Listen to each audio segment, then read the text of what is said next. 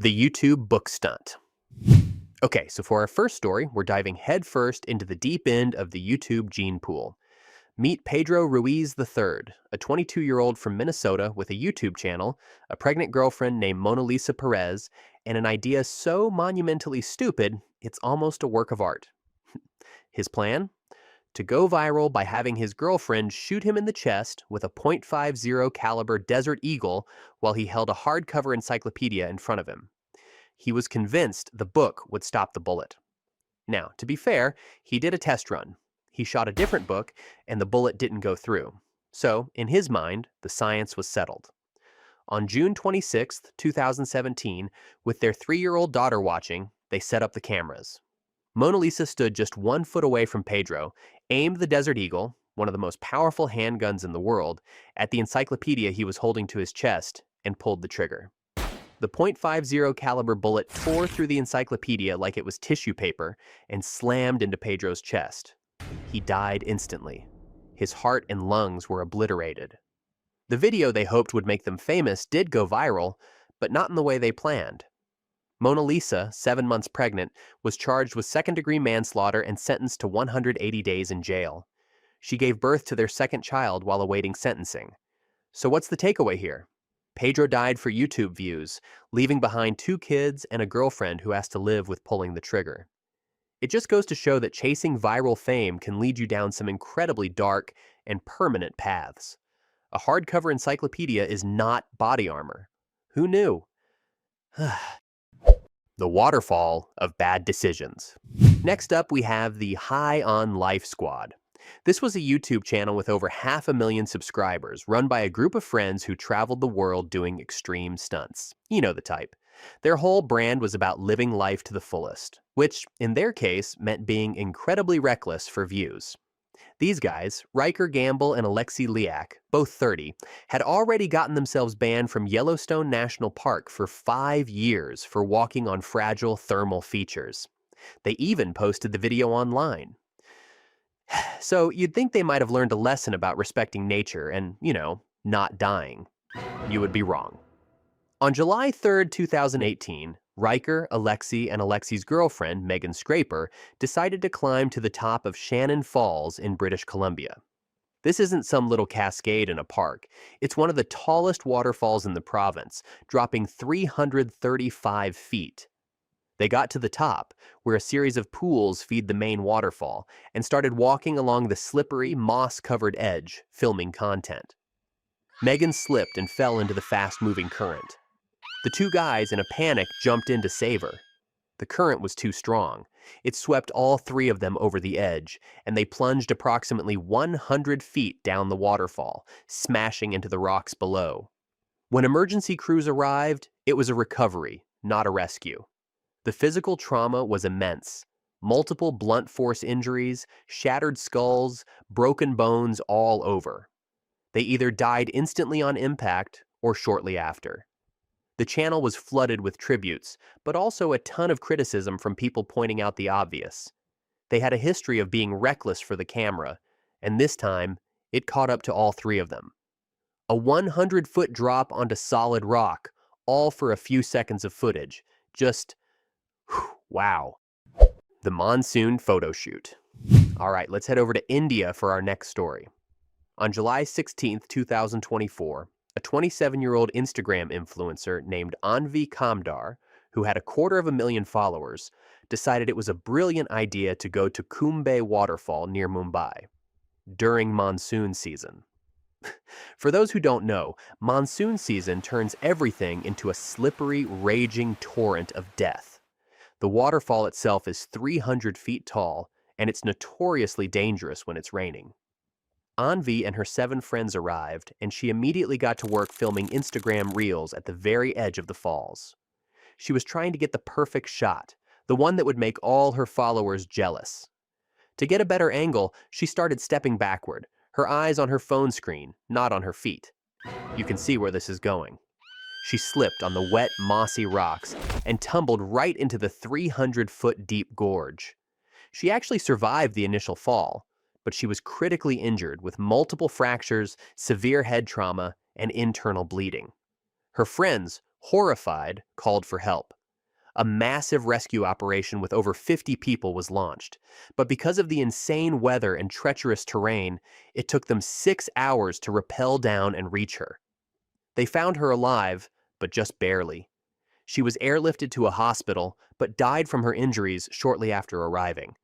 She spent 6 hours broken and bleeding in a gorge, all because she stepped backward for an Instagram reel without looking.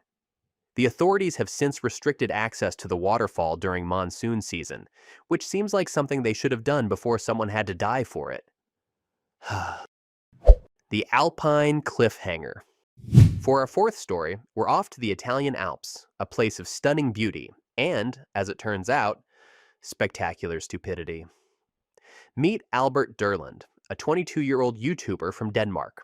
He was a comedian, a musician, and had over 235,000 followers. On July 28, 2021, he was filming a video on Mount Siseta in Val Gardena. Now, this mountain is the real deal. We're talking breathtaking views, dramatic peaks, and sheer, unforgiving cliffs that drop straight down. Albert was walking along a narrow path, right near the edge of one of these cliffs, filming himself for his next YouTube masterpiece. He was trying to capture the epic scenery, probably for a cool montage or something. He lost his footing. One wrong step on that narrow path, and he was gone. Albert fell 656 feet, that's 200 meters, straight down the mountainside. It wasn't a tumble. It was a straight-up Looney Tunes-style plummet.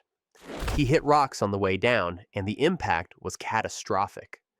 Emergency services were called, and a rescue helicopter was dispatched. But when they found him at the base of the cliff, there was nothing they could do. The physical trauma was massive. His body was severely damaged.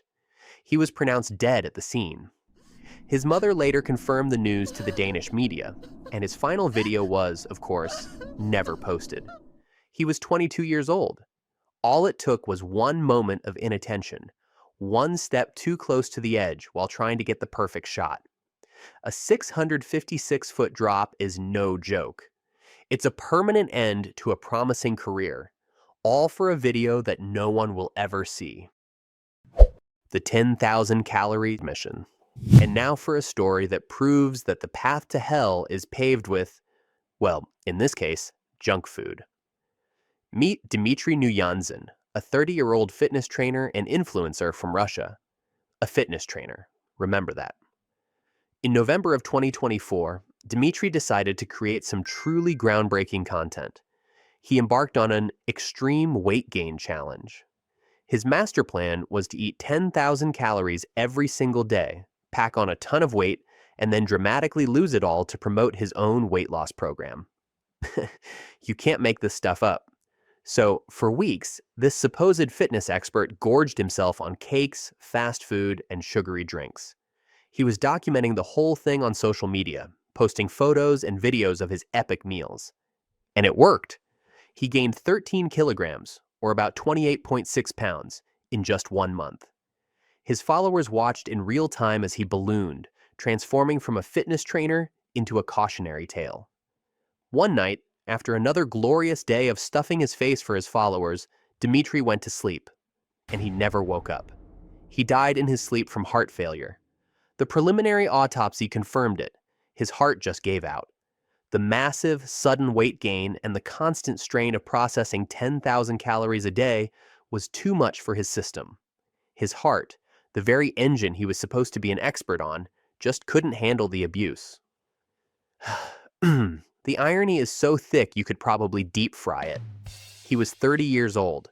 His social media page is still up, a bizarre digital monument to one of the dumbest ideas I've ever covered.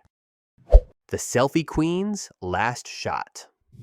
For our next story, we're heading to Hong Kong to meet Sophia Chung, a 32-year-old Instagram influencer who was all about that adventure life. Her feed was a curated collection of her posing in beautiful and often dangerous locations. Cliff edges, waterfalls, high ledges, you name it, she was there, smiling for the camera. On July 10th, 2021, she and her friends went hiking at Ha Pak Lai Park, a scenic spot with a popular waterfall.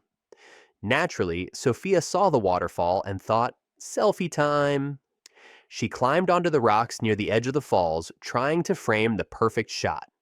She held her phone up, probably checking her angles, making sure the lighting was just right. Her friends watched as she positioned herself for what would become her final photo. She lost her balance on the slippery rocks and fell. It wasn't a huge drop, only about 16 feet or 5 meters, but it was enough. She hit the rocks on the way down and landed in the water below. The impact to her head was severe, and she was knocked unconscious immediately. Her friends scrambled to get to her and called for help. Rescuers arrived, pulled her from the water, and performed CPR. They rushed her to the hospital, but it was too late. She was pronounced dead. The cause of death was a combination of the severe head trauma and drowning.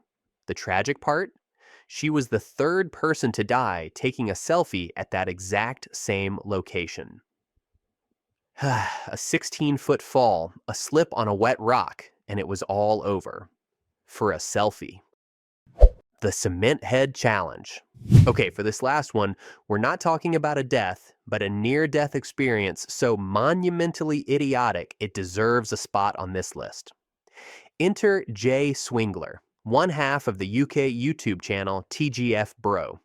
These guys are famous for their reckless and often dangerous pranks. On December 7th, 2017, Jay decided to take things to a whole new level of stupid. His plan? To put his head in a microwave and fill it with polyfilla, which is a type of cement. They protected his head with a plastic bag and gave him a breathing tube. Then, they mixed 7 bags of the cement and poured it into the microwave, completely encasing his head. The problem is, the cement expanded as it dried, and it crushed the breathing tube. Suddenly, Jay couldn't breathe. His friends tried for an hour and a half to free him, but the cement was rock solid. Panic set in. They had to call the fire brigade. The emergency services showed up, and they were not amused. The commander of the fire crew later said, "As funny as this sounds, this young man could quite easily have suffocated or been seriously injured." It took the firefighters another hour of carefully using power tools to chisel the microwave and the cement away from his head. They had to be incredibly precise to avoid hitting him with their equipment. In the end, they got him out. He was shaken, but alive. The West Midlands Fire Service later tweeted, "We're seriously unimpressed. 5 of our firefighters were tied up for an hour this afternoon, freeing a YouTube prankster whose head had been cemented inside a microwave oven." The stunt cost the fire service over £650 to respond to. Jay later apologized, but the video, of course, went viral. It's a perfect example of how the quest for clicks can lead to situations that are not just dumb, but a dangerous waste of time and resources for everyone involved. He literally cemented his own head in a microwave. For a laugh. Just let that sink in.